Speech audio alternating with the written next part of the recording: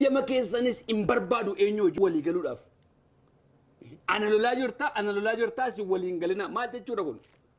Isin lolaa jiru lamman isaanii yoo walii galanii sitti dhufanii hamma kana waa'ee Oromoo wajjin waggaa meeqa guutuu akka nu godhaa turan asiin nu buusaa turan waliin godhaa turtanii ni haasaame bushima. Oromummaan akka hin cinne immoo nama Arsii, Shawaa, Wallagga, Harargee, Jimma, Baalee, Ilubbaabor, Boorana, Gujii jedhee addaan qooda. Amma nama dhuunfaa addaan qooda. Gaggeessaa addaan qooda. Paartii addaan qooda. TPLF miidhaa Oromoo rangeessetti akkuma sila isiniin jedhe ragaan ana bara nan dubbadha waan baay'een dubbadha ijaan argaa jirra. Garuu waan amma Boshimallis jedhu kana TPLF Oromoo rangeesse kana gaafan jedhu TPLF mormuu koo miti. Wal cinaa qabee ilaaluu kooti. TPLF TV OPDO wal cinaa qabee ilaala. TPLF yeroo kam gadi buutee Oromoo gandaan bishaaniin maaloo Wallaggaa Arsii Baalee Jimmaa jettee addaan nu qooddeebeetti yeroo nu hiitu akka Oromootti hidhamaa turre. Abaa'oo jettee nu hidhaa turte abaa'oo jettee miila nurraa kutaa turte malee guyyaa tokko TPLF sababii ani Wallagga ta'eef na hiitee hin beektu. Sababii obbo Shimallis Shawaa ta'aniif hiitee hin beektu. Sababii Caalaan Arsii ta'eef hiitee hin beektu. Sababii Qindeessaan Harargee ta'eef hiitee hin beektu. Sababii Oromoo ta'eef siite TPLF. Kana kan godhaa jiru eenyudha? Muummicha ministeeraa keessan. Afaan Gujiitiin, Afaan Baaleetiin xiqqoo jechuun barbaada. Afaan Gujiitiin, Afaan Baaleetiin, Afaan Booranaatiin kan nuun jedhee Oromoo addaan qoodu eenyudha TPLF kun? Ragaadhaan finna. TPLF miidhaa Oromoo rangeesseetti kun gaaffii tokko hin qabu.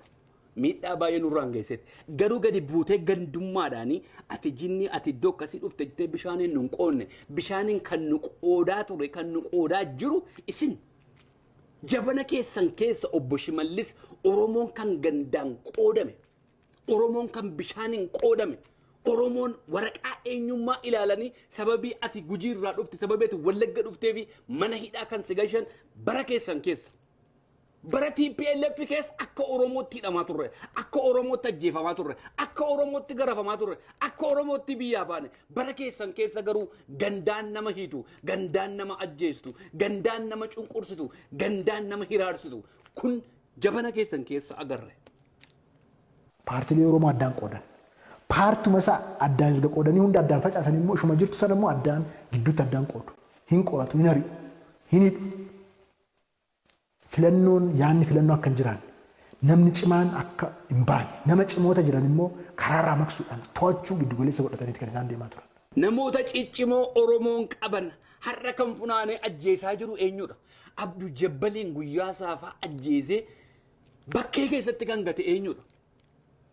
Artistii keenya qaalii keenya Caaluu kan ajjeese eenyudha? Daadhii Galaaniin kan ajjeese eenyudha? Qaroo Oromoo iddoo adda addaatti kan funaanaa jiru eenyudha? Mana hidhaa keessaa baasee ajjeesee karaa irratti kan gataa jiru eenyudha? TPLF hin goone miti. Kan keessan keessa hammaate. Waggaa 27 waggaa 3 wal cinaa qabne ilaalle waggaan 3 darbe kanatu Oromootti baay'ee hammaataadha. Isa waan darbe haasa'uun nama dhibu. Jabana keessan jabana obbo Shimallis isin pirezidaantii irra jirtan miidhiga ijoollee Oromoo dhangala'e ilaala. Osoo yakka tokko hin balleessin sababii Oromoo ta'an duwwaa yoo baay'ate adda bilisummaa Oromoo deeggarteedha. Namoota sin fuuldura dhaabbatan qaqqaalii mana hidhaatti naquu ajjeesanii karaatti gatuu kanoo akka obboleessa keenyaa fa'a. TPLF at least qaroo Oromoo fuutee dhabamsiisti.